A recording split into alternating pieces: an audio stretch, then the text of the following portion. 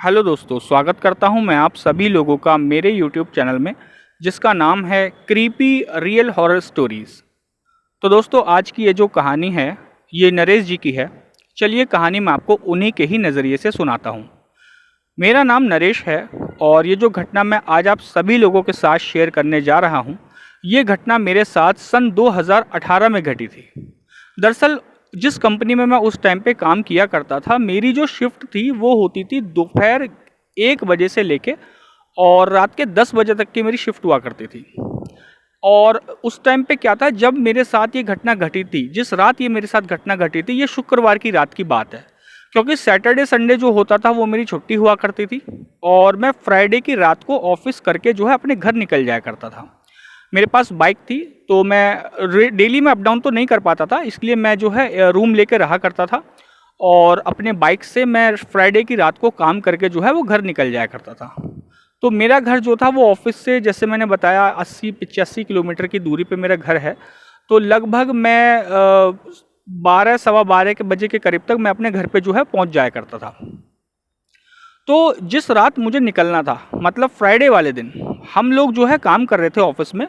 तो मेरे साथ के जो कुछ दोस्त थे, मेरे जो साथ के कलीग्स थे, वो कहने लगे कि भाई आज रात को ना वो है ब्लड मून। मैंने कहा यार ब्लड मून ये क्या चीज़ होती है। कहने लगे कि भाई ये जो ब्लड मून होता है ना, ये जिस रात को निकलता है वो रात बड़ी खतरनाक होती है।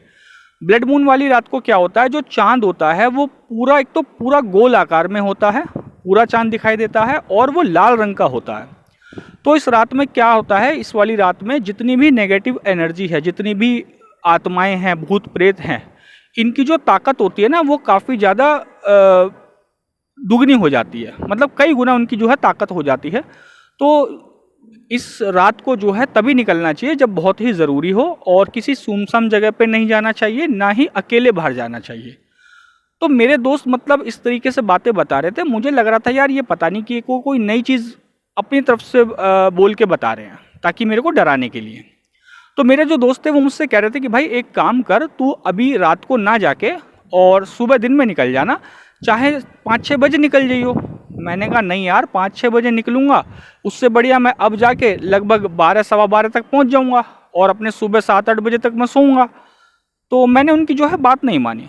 अब दरअसल हुआ क्या था, उस रात को वैसे निकलना तो मुझे 10 बजे था, लेकिन काम थोड़ा ज़्यादा था, जिस वजह से मेरे को वहाँ से निकलने में, ऑफिस से निकलने में 11 बज गए।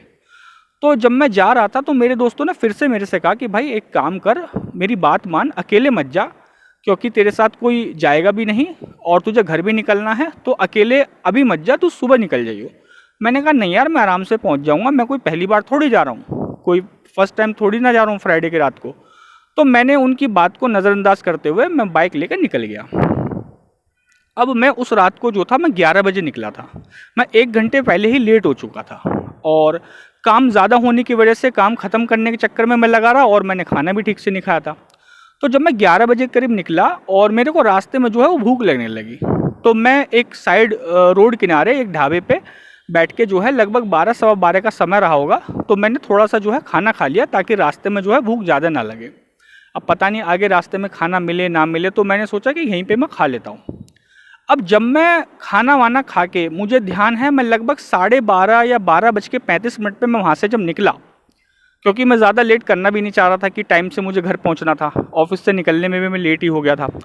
अब जब मैं खाना वाना खा के वहाँ से जब निकला, लगभग आधा घंटा हुआ होगा, तो मैंने देखा जो हाईवे के किनारे वो होते हैं ना, बस स्टैंड के जो टीन शेड बने होते हैं, जहाँ पे जो पैसेंजर्स होते हैं बैठ के बस का इंतज़ार करते हैं, जो पत्थर की सी वो बेंच बनी होती है कमर लगा के बैठने वाली, तो एक टीन शेड जो डली हुई थी वहाँ पे मैंने किसी एक औरत को देखा।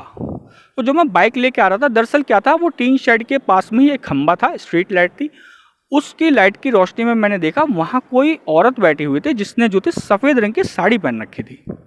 अब जैसे मैं बाइक चलाता चलाता अचानक से मेरा जब ध्यान उस औरत पे गया, तो मेरे माइंड में ये आया कि यार पता नहीं है औरत यहाँ पे ऐसे क्यों बैठी है, क्या वजह है, कोई दिक्कत परेशानी तो नहीं है।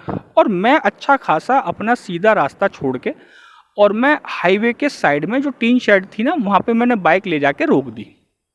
अब जब मैंने बाइक ले जाके रोक दी तो मैं क्या देखता हूँ, वो एक औरत बैठी हुई थी पैरों को ऊपर करके सिकोड़ के बैठी हुई थी। उसने सफ़ेद रंग की साड़ी पहनी हुई थी और साड़ी जैसे ऐसे पहनी हुई थी, उसने इस तरीके से पहनी हुई थी कि जो उसके हाथ पैर थे ना, वो साड़ी के अंदर बिल्कुल जो थे वो ढके हुए थे और उसने जो है घूंघट सा कर रखा था। तो पहले तो ये चीज़ देख के मुझे बड़ी सी अजीब सा लगा कि वो तो एक मतलब जैसे कोई मूर्ति होती है ना, कोई मूर्ति को बना के रख देते हैं, इस टाइप से वो बिल्कुल ना कोई हिल डुल रही थी ना कुछ, बस हल्की हल्की हवा की वजह से उसका जो घूंघट था और उसकी जो साड़ी थी वो हल्की सी हवा से हिल रही थी। अब मैंने क्या काम किया, मैंने बाइक को बंद तो किया नहीं, मैंने बाइक को चालू रखा और बाइक पे से उतर के मैं उस औरत के पास जाने लगा। तो जैसे ही मैं उस औरत के पास पहुंचा, मैंने उसको पूछा कि आपको कोई दिक्कत परेशानी तो नहीं है, आप यहाँ पे ऐसे क्यों बैठे हो? तो मैंने उससे मतलब पूछना चाहा तो उसने मेरी बात का कोई जवाब नहीं दिया। मैं दोबारा से मैंने उससे पूछना चाहा कि आपको अगर भूख लगी है, कुछ खाना चाहिए या कोई मैं आपकी मदद कर सकता हूँ। जैसे ही मैंने उससे ये पूछना चाहा, अचानक से उसने क्या काम किया, वो गुर्राने से लगी। मतलब ना तो उसने अपना घूंघट हटाया, ना ही उसने कोई हाथ पैर बाहर निकाले। वो बैठे बैठे बड़ी अजीब सी, बड़ी डरावनी सी, जैसे कोई जानवर गुर्राता है ना, इस तरीके से बैठ के जो है गुर्राने लगी। और जैसे ही मैंने उसकी जो थी मतलब गुर्राने की आवाज़ सुनी, मैं एकदम मतलब 2 कदम में पीछे हट गया। मैंने कहा यार पता नहीं ये जो है क्या सीन हुआ। अब जैसे ही मैंने वो नज़ारा देखा, वो चीज़ जो मेरे साथ हुई, मैं बहुत ज़्यादा घबरा गया, मैं बिल्कुल पसीनों में नहा गया। मैंने पता नहीं मेरे दिमाग में क्या हुआ, मैंने उसको जो है टच करना चाहा। तो मैंने जैसे उसको आगे उसको हाथ लगाने के लिए जैसे ही मैंने अपना हाथ आगे बढ़ाया और जैसे ही मेरा हाथ जो था उसकी साड़ी से टच हुआ, अचानक से जो वो औरत थी वो तुरंत जो है एकदम से गायब हो गई। एकदम से गायब हो गई। मैं एकदम मतलब घबरा गया। मेरा जो शरीर था ना, शरीर के अंदर जो मतलब ब्लड था, वो इस तरीके से दौड़ने लगा कि मैं क्या बताऊँ। मेरी हार्ट बीट इतनी ज़्यादा तेज़ हो रही थी कि मैं आपको बता भी नहीं सकता। और जैसे ही वो औरत वहाँ से गायब हुई और अचानक से पलक झपकते वो औरत जो थी, टीन जो डली हुई थी ना, टीन शेड जो थी, वो ऊपर टीन पे आके बैठ गई और जैसे नीचे पैर लटका के हिलाते हैं ना, इस तरीके से पैर हिला रही थी। ओ भाई साहब, जैसे ही मैंने ये चीज़ देखी, मैं तुरंत पीछे जो है मतलब लड़खड़ा के जो है गिर गया। और गिरने के बाद वो अचानक से जो है बड़ी अजीब सी बेहिसाब जो खतरनाक वाली हंसी है ना, वो बड़ी बुरी सी हंसी जो थी वो हंसने लगी। और मैं तुरंत भाग के जो है, मैं अपनी बाइक तो वो मेरी स्टार्ट थी, मैं तुरंत बैठ के और मैं जो है बाइक अपनी भगाने लगा। अब मैं अपनी बाइक को दौड़ाने लगा। वो जो औरत थी वो मेरे पीछे तो नहीं आ रही थी, लेकिन जो उसकी हंसने की जो आवाज़ थी वो अभी भी जो है मेरे कानों में थी। ऐसा लग रहा था जैसे मेरे कान पे ही वो मुंह रख के हंस रही हो। और मैं बाइक की स्पीड जो थी मैं थोड़ा सा तेज़ कर दी और मैंने देखा, जब मैं थोड़ा सा आगे निकल गया लगभग 1-1.5 किलोमीटर, तो जो दूसरा टीन शेड जो पड़ा था उसी वाले रास्ते पे मैंने देखा, वहाँ पे फिर से मैंने उस औरत को बैठे हुए देखा। और वो औरत मुझे देखते हुए लगातार ऐसे हंस रही थी जैसे मानो आज पता नहीं मेरे को क्या ही करके वो डालेगी। तो दोस्तों, मैं बड़ी बुरी तरीके से जो है वहाँ से निकला। और मैं ये चीज़ मुझे रास्ते में फिर मुझे ध्यान आई कि जो मेरे दोस्त थे वो सही कह रहे थे कि जो ब्लड मून होता है, ये मतलब वाकई में कुछ ऐसी चीज़ होती है जिस रात जो है नेगेटिव एनर्जी काफ़ी ज़्यादा जो है अपने ताकतवर होती हैं इस टाइम पे। तो दोस्तों, ये थी कहानी नरेश जी की।